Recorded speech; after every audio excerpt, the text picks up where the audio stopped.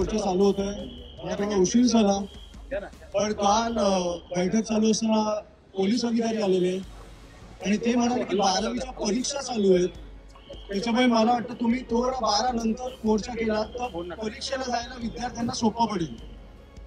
आणि म्हणून मला वाटतं की विद्यार्थ्यांचे प्रश्न मांडताना विद्यार्थ्यांना अडचणी टाकणं हे मला वाटतं की काही बरोबर नाहीये.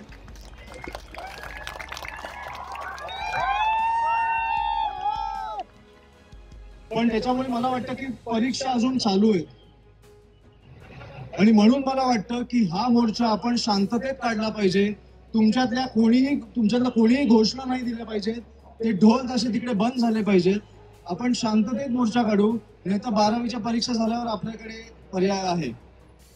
ठीक आहे, कोणी घोषणा नाही द्यायच्या, शांततेत चालायचंय. कारण विद्यापीठाच्या समोरच 12वीचं सेंटर आहे, जिकडे आता परीक्षा चालू आहे.